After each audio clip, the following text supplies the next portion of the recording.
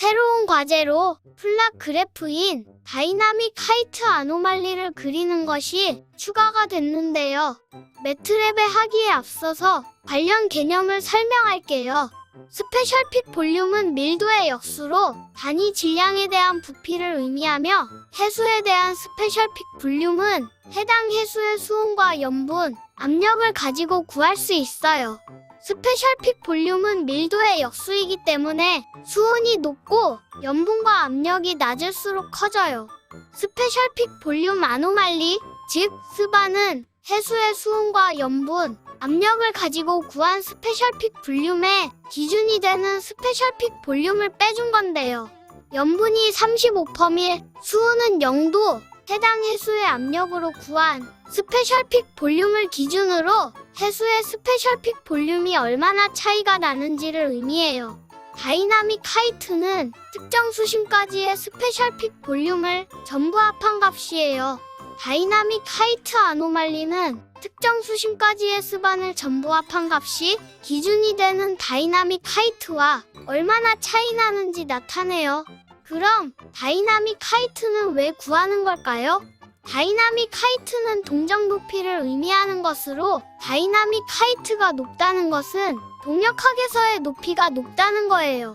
예를 들어 해양에서 아르고로 같은 수심까지 측정했다고 했을 때 높이가 같을 경우 정지된 상태이기 때문에 힘이 작용하지 않는다고 생각할 거예요.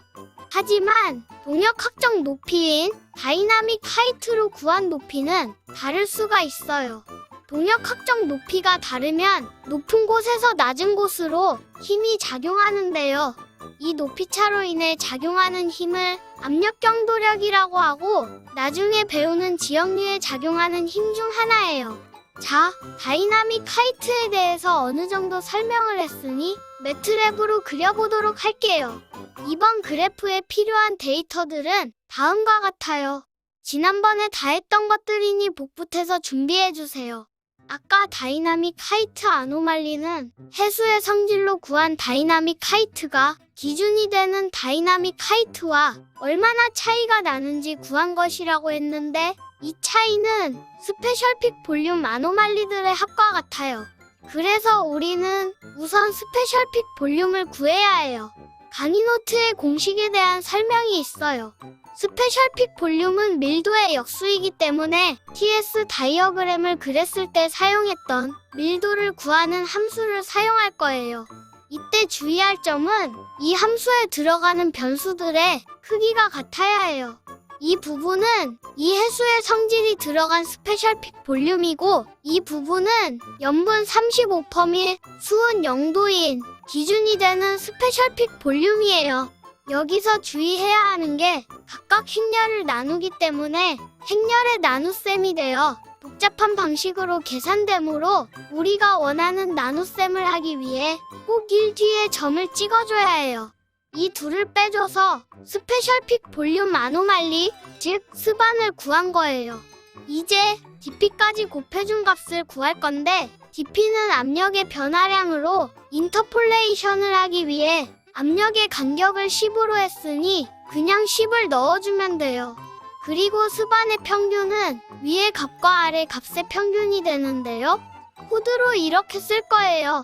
왜 이렇게 하냐면 1땡땡 and -1, 땡땡은 첫 행부터 마지막에서 하나 전 행까지 전체 열을 읽어주겠다는 건데요.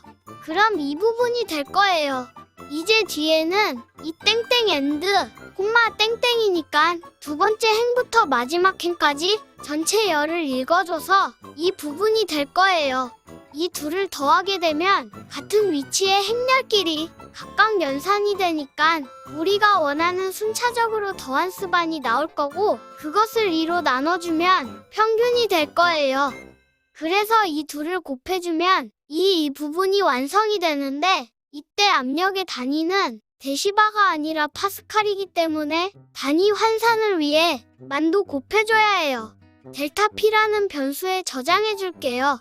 그럼 이제 다 끝나가네요.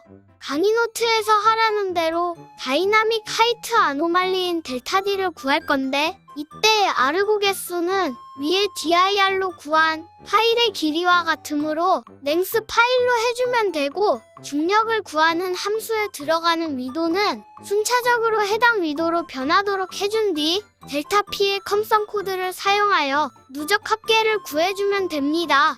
여기서 1은 행방향으로 하라는 것으로, 만약 1을 쓰면 열방향으로 누적 합계를 하니까 조심하셔야 해요.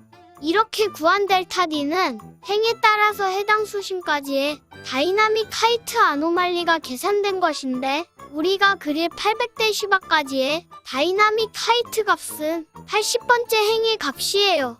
만약 1000m까지의 델타 D를 구하고 싶으면 100번째 행, 2000m까지의 다이나믹 하이트를 구하고 싶으면 200번째 행의 값을 읽어주면 된답니다. 이제 그래프를 그리고 끝낼 건데요.